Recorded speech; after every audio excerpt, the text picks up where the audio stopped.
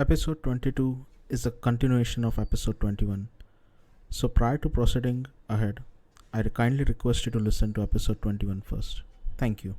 I think we'll be taking jump directly into now the drug trafficking and its connection with the terrorism. So as we jump into this topic, I'm a bit curious about this because I have been hearing this from a lot of documentaries from my experience working in the satellite sector, because in satellite industry we are providing now a lot of services for to counter illegal activities in the seas, especially which involves kind of piracy and drug trafficking as well. And I'm a bit curious to know like the behind the scene of what happens and what are the motivations of this group. So from your perspective, what does the how does the I mean how does the relationship between global drug trafficking and terrorism manifest in real world examples, such as the connection between drug cartels and terrorist groups in countries like possibly any kind of Asian or Latin American countries? So what Sure. is your perspective on this? Well, I mean, it's kind of interesting. You know, trafficking routes are so lucrative and so competitive that they necessitate militarization. I mean, the most extreme example we have in the world today is the Jalisco New Generation cartel in Mexico, which actually operates like a state within a state, including having full military equipment and uniforms. Um, you mentioned in in uh, in your briefing you'd sent to me about Yeah. ties between Mexico and Colombia. It's very interesting how the Mexican cartels actually emerged as the key Yes. traffickers of us kind of junior partners to the Colombian cartels, and that relationship has now switched.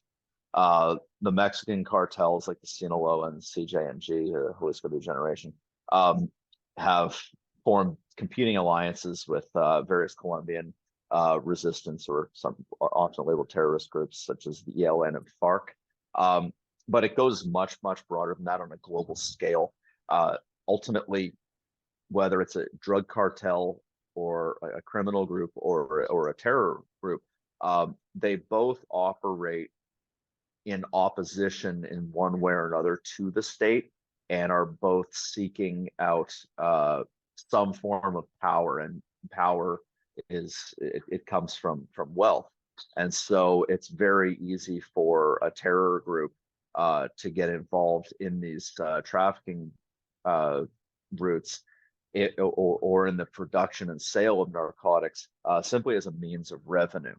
Um, in fact, it's a very important means of revenue, and it doesn't mean that they have to go and seek partners from competing states, et cetera, which always leads to unreliable partners. It's a basically a domestic source of revenue. All right. Yep, I think we are coming to that point because I'm very much curious to possibly look to this topic in terms of what are the key motivations of all these groups. So from your perspectives, like the motivations or the incentives for terrorist organizations, what are those exactly to engage in drug trafficking, particularly in regions like Afghanistan, because this region has been historically related to the opium trade, and I think it is still very much highly active region. I think I think when we look at the terror groups, particularly Islamist groups, and drugs, it's kind of a proof of that money trumps ideology. Uh, the Taliban for many years have been vocally against the use and distribution of narcotics. In fact, the Taliban are the only group in the history of Afghanistan that actually successfully stamped out opium production just in the brief years leading up to the U.S. invasion, where opium production just proliferated thereafter. But I think there's little question at this point, though the Taliban still deny it, now that they have a press office, that the Taliban used the opium trade to fund its war with the United States. They deny it, but I think it's the proof is pretty much in the cards. And it Yes. was very successful. I mean, the proliferation of opium sales. I mean, you know, the it contributed to the opioid epidemic in the United States until the rise of synthetic opioids, which has since displaced traditional heroin. Yes. But we're seeing a reversal or a reassertion of former policies. The Taliban has now declared its own war on drugs and declared poppy production illegal under Sharia law. And we're seeing now a 90% reduction in poppy production in Helmand province. And they're replacing it with lower profit wheat fields. This has created a huge backlash from farmers and probably other members of the Taliban who gain a lot of revenue from this. So it's interesting to see how this will play out. But the bottom line is that when a country doesn't have access to international sources of revenue and it doesn't have dollars coming in, it's got to get those dollars from illicit sources somewhere. And the easiest way to do that is narcotics trafficking. North Yes. Korea has also been involved in the trafficking of narcotics through its naval vessels for the exact same reasons. All right. Okay. And in what way does the illicit drug trade provide a significant source of funding and financial support for terrorist activities in conflict zones like Syria and its links to drug production and distribution? Syria is an interesting example because um, the rise of the Captagon trade is primarily tied to the Syrian state, which has become a total international pariah since the Arab Spring. It's Captagon is a very powerful amphetamine that became popular in the Gulf states a few years ago. It's known as the poor man's cocaine. Now the largest Captagon production centers are in the coastal regions that are controlled by the Assad regime and operated by companies that are tied to or outright owned by Assad or his associates. So again, it's very clear how states can become involved in narco trafficking when they're pushed against a wall. A lot of the international response of this has been interesting, where both the Jordanians and the Emiratis are seeking to kind of ignore this aspect of the Assad regime and are normalizing relations to some degree with Damascus. And that might actually be the thing that dissuades the regime from taking part in this, because it's highly risky. When you do this, it increases the chance of global sanctions, et cetera, and also puts you puts a target on your back for in the international communities. So if relations are normalized, you may see a move away from this, but there's no sign that the Syrian regime is moving away from this anytime soon. All right. Okay. That's interesting. And how does the symbiotic relationship between drug trafficking and terrorism pose unique challenges for countries like Pakistan, where groups like Taliban have profited from narcotics trade routes, as you mentioned previously? Yeah. Well, Pakistan's border with Afghanistan is a porous one, and the traffickers out of Afghanistan would primarily use Pakistan as their means to get their drugs onto the open market internationally by making use of the port of Karachi and strategic airports and things within the country. Um, it has had pretty broad ranging consequences. I mean, the most obvious is that you have wealthy armed criminal terrorist groups operating within the state. And that has led to a whole host of security concerns. There's also evidence, or at least evidence to suggest that the Pakistani military is involved in this trade at quite a high level, including at the elite inter services intelligence or ISI level. And that really further complicates matters. I mean, when you see militaries get involved in drug trafficking internationally, it morphs into a nearly unstoppable force at that point. All right. Okay.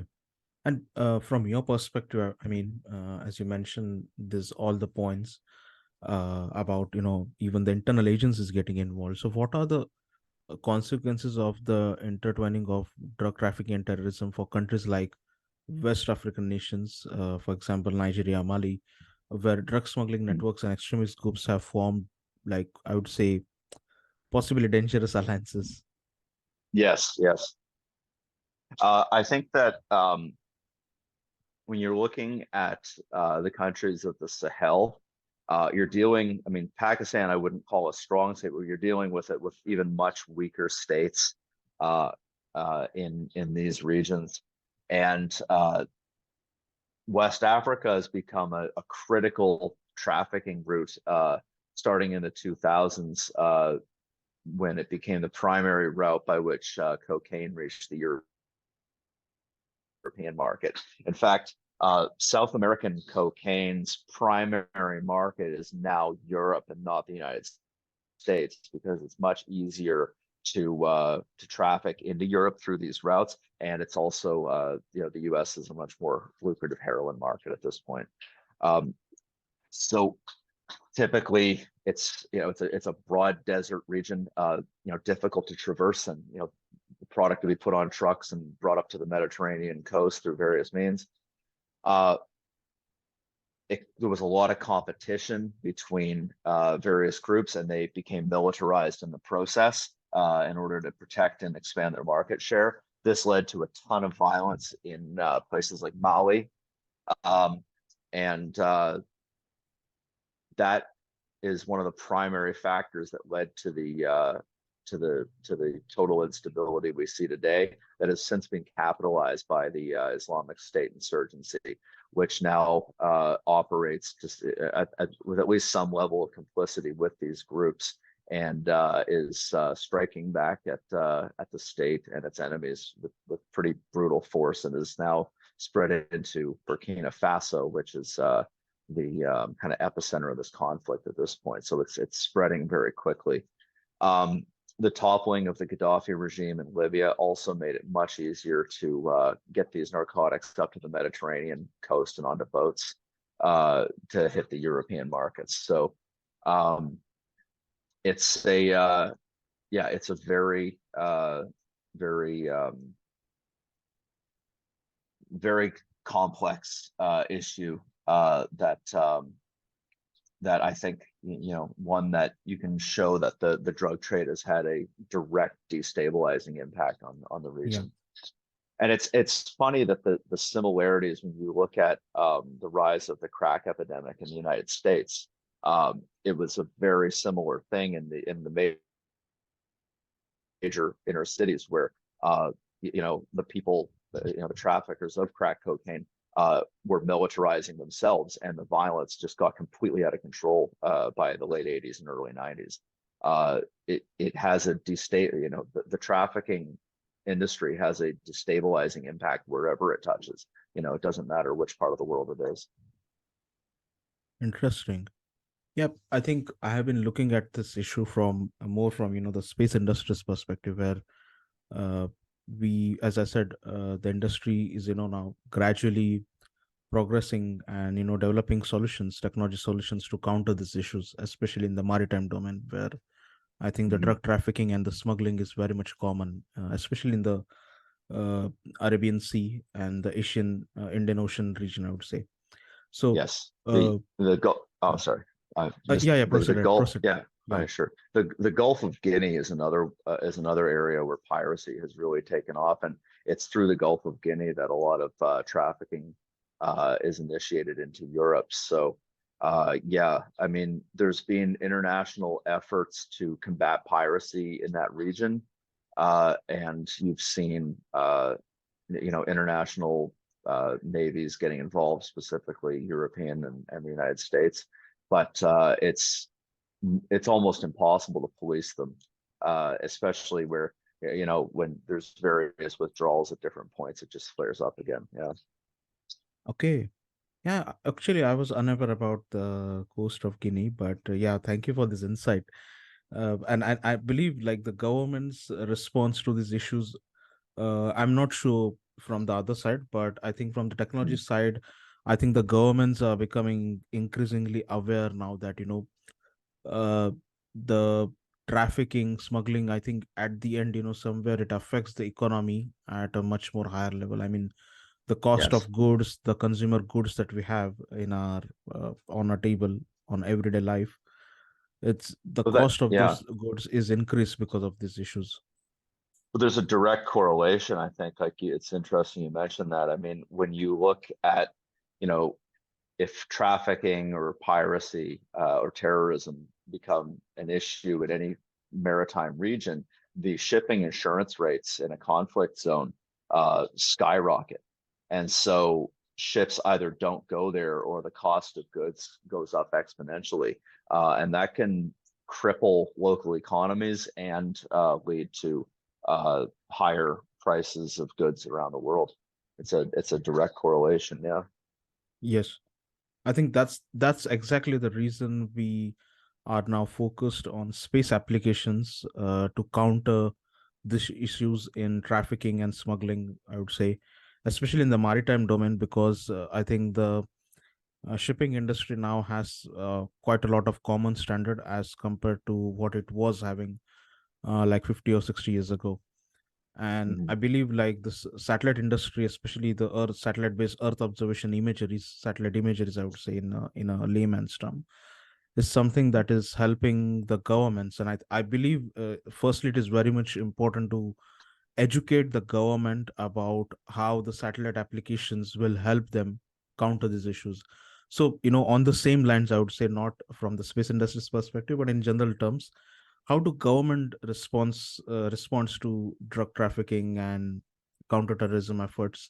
Because I believe these two issues, counterterrorism and drug trafficking, interact and influence each other in several countries like Afghanistan, especially. So, what is your Mhm. perspective on this? Well, like I said, the Afghan government has been under the Taliban seems to be on a pretty successful campaign to eliminate poppy production. And it seemed, but again, they're not a unified entity, and it's difficult to say what the outcome will be. But I mean, if they were able to do it in 96 to 98, it's possible that they could achieve it again, though they didn't have quite the secure. They just had the Northern Alliance to deal with. They didn't have the ISKP insurgency to deal with then. So I guess it'll be interesting to see. I think you know the goal of countries when they do it domestically is ultimately economic in nature, because yes, they are stamping out one source of revenue, but they're ultimately trying to ingratiate themselves, I think, to the international community. The the studies during the Afghan war that showed that there were over $1 trillion worth of resources within the country uh, shows that there is the possibility for future foreign investment if the security situation can be remedied, and the Taliban can deliver some kind of control over the country while improving its image internationally. And a big part of that would be not trafficking in heroin. Um, Yes. but when you get down to like the targeting of trafficking groups, I mean, the Afghans, they can go after poppy production goods in an open field, but when you're dealing with lab created drugs and you're dealing with traffickers, I mean, they're a lot harder to target. And a military approach tends to be one of the absolute worst ways you can do that, because militaries, they tend to operate with a fair amount of impunity within the field. They're given extraordinary powers, and they're allowed to shoot and kill on the scene. Obviously, that leads to human rights issues and issues with resistance within communities and resentment, but it also increases the chances of complicity. If you just Google search, military, drug trafficking, I mean, you'll find a whole bunch of countries. I mean, during the Soviet war in Afghanistan, the Soviet and later the Russian military got involved in heroin trafficking. You have even countries like Canada, the US, and the UK having examples of trafficking within their ranks. So, militaries operate, they have their own legal systems, their own courts, and you have people under very extreme circumstances in the field, and that can really lead to pretty disastrous consequences that, if anything, just strengthen the trafficking trade. I mean, we look at the example in Mexico where they're using the military to combat drug traffickers now, and you can just see how bad that could get the deeper embedded the Mexican military gets into that conflict. Yes. So yeah, I think that there's a lot really that can go wrong, and the impact of law enforcement and local governments can be very, very limited in these efforts to fight drug trafficking. I think that's the kind of the bottom line of it. All right. Okay. So, I mean, like, as you mentioned, all these things, especially about the military action. So I'm a bit curious about the Golden Triangle. Yes. What are the, I mean, from your perspective, what are the international initiatives by multilateral institutions and strategies aimed at disrupting the nexus between drug trafficking and terrorism, and how effective have they been in countries like Colombia, or I would say especially the Golden Triangle region, which involves Myanmar, Thailand, Laos. Also, Yeah. if you give a little bit context before answering the question about Golden Triangle, that would be great, because we have also an audience from the space industry who are actually not, much aware Okay. about this security issue. So it would be great if you give a little bit context on Sure. Golden Triangle as well. I think the Colombia example, I mean, there was a huge sustained effort on the part of the Air Force in the country and the military to stamp out cocaine production. And the results, well, I mean, there was a record year cocaine production in 2020. So I think the results speak for themselves, that was not uh, a particularly successful policy, despite the amount of effort that went into it. The Golden Triangle, at least on the surface, presents a more successful example. Back in the early 90s, the United Nations Office on Drugs and Crime, the UNODC,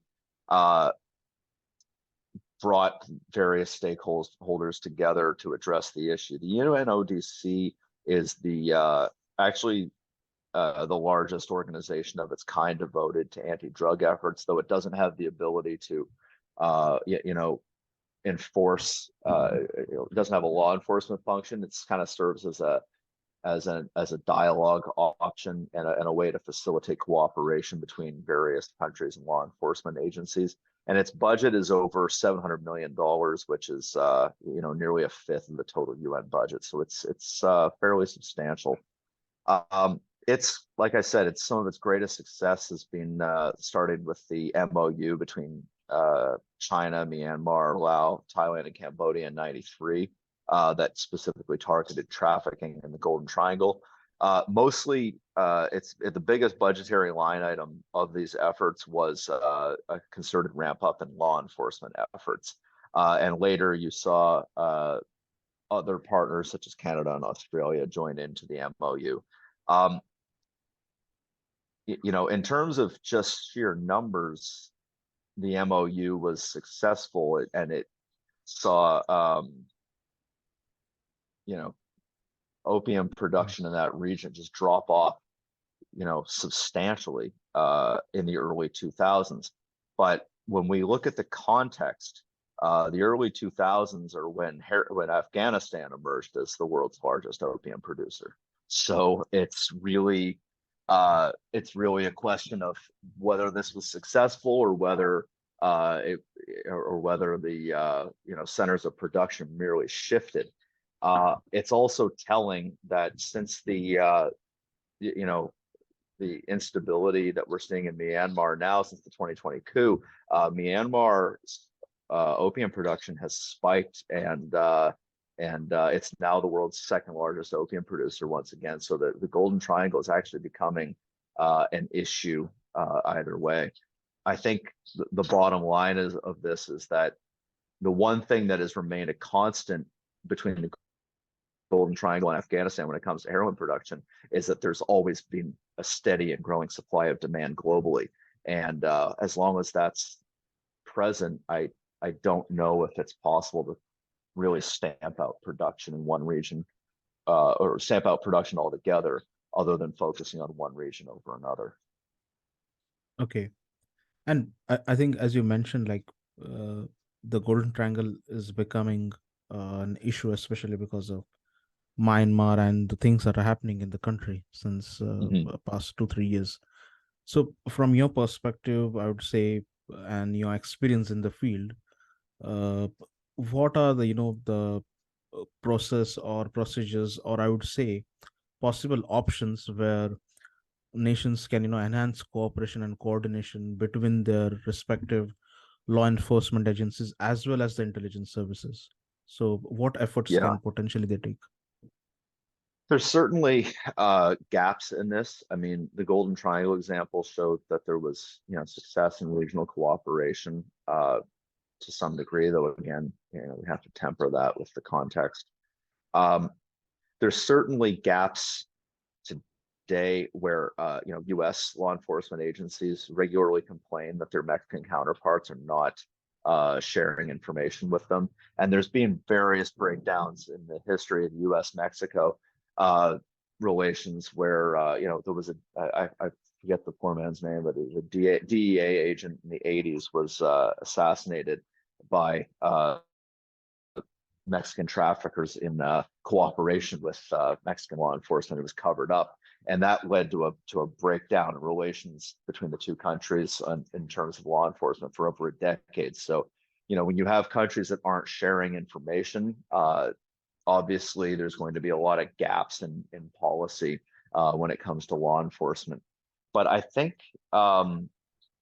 the biggest thing, the thing that has informed me most, there was I think it was 2005, a study by the Rand Corporation came to a very, I guess what would be seen as a radical conclusion, in terms of Washington particularly, and that's that law enforcement is one of the least effective ways. They don't even mention the military because the military wasn't a factor really at the time, but I think military would fall further down the list. But there was that law enforcement is one of the least effective ways to combat drug trafficking, and that the most effective ways were focused on the targeting of demand.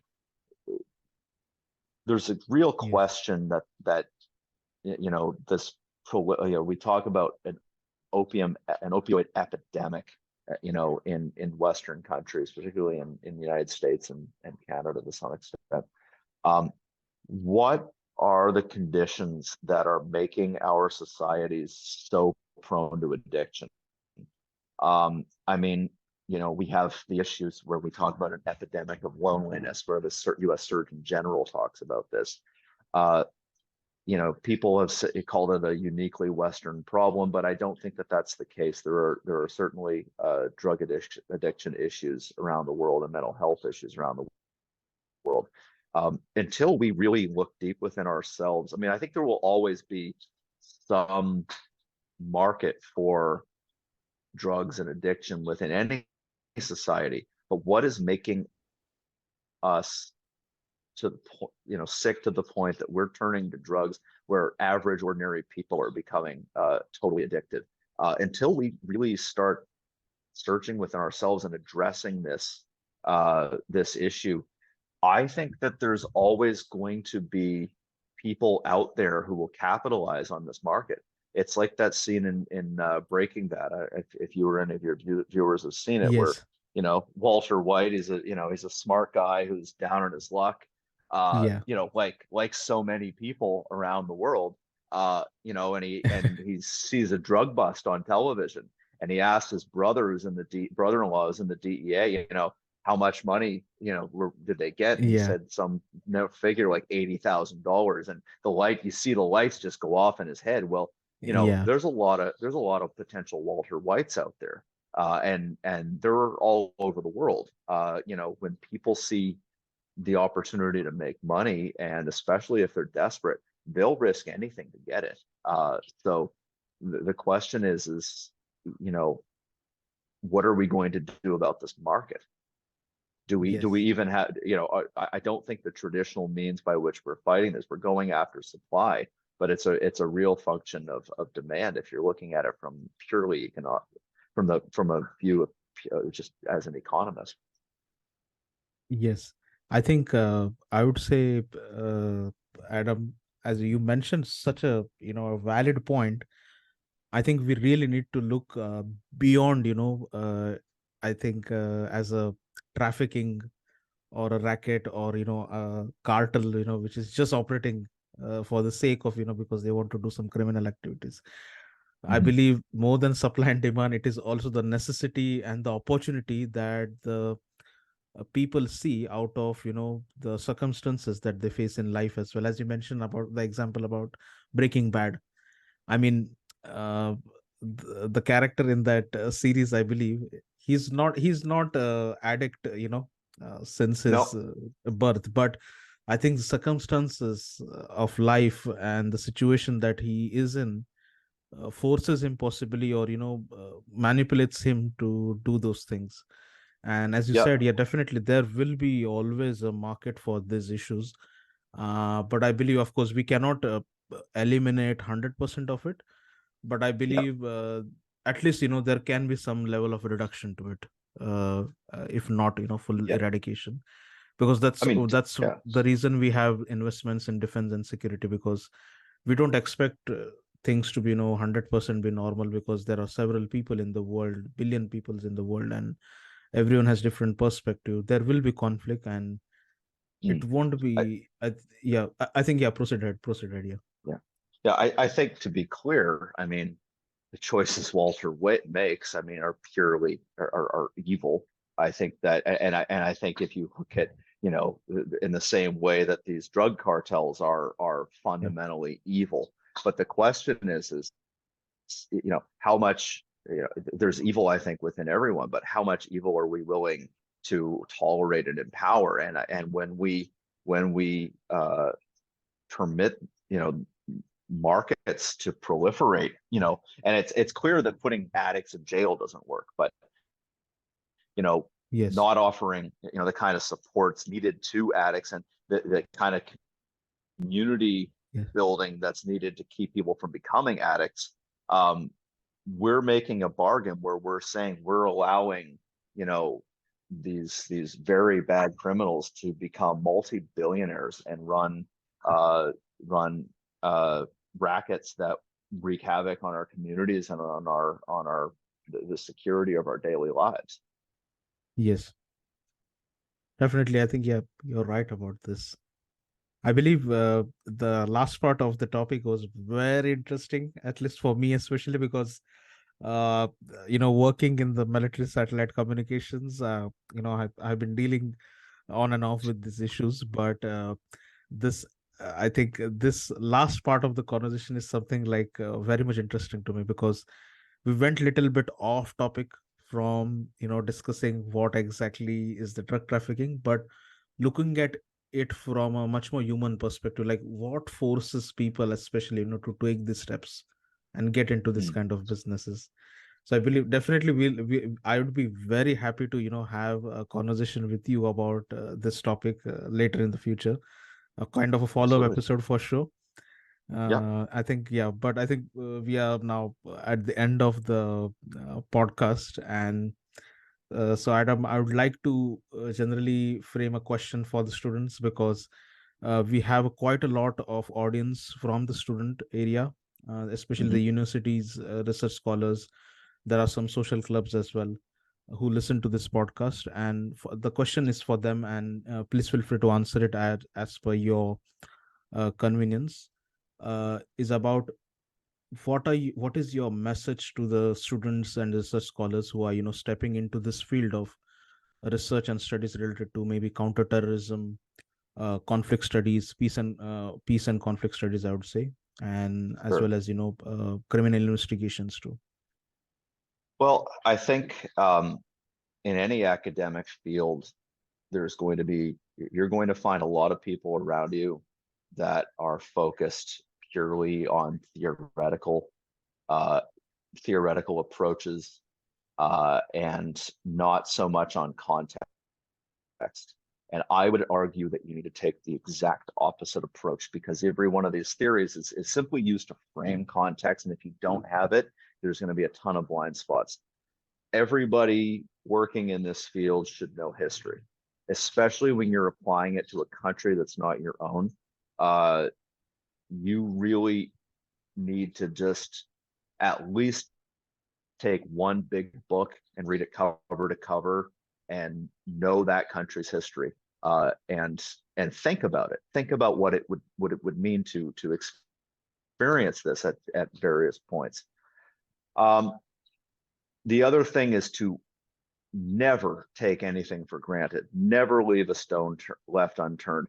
Always be willing to challenge what you are told and what you believe, because the amount of times that I think I've changed my opinion on something has been, countless. But at the same time, I would not want to be one of those people that is just stalwartly believes one thing because it's comfortable, you know, um, because those people just don't. I don't think, no offense, but they don't do good analysis. Um, the other thing is economics. Uh, you need to have a baseline understanding, at least of macroeconomics. You need to look at the economic incentives behind what some of the even most ideologically radical decisions might be. If anything, just to have an antithesis in your mind. That's very important. To have to put forth when you make a study or a report of any kind of analysis, have a thesis statement. Like, what is it that you're trying to prove? And always be aware of and address, if not fully disprove, your antithesis when you go out and do that. Uh, I think that's the best advice I can give.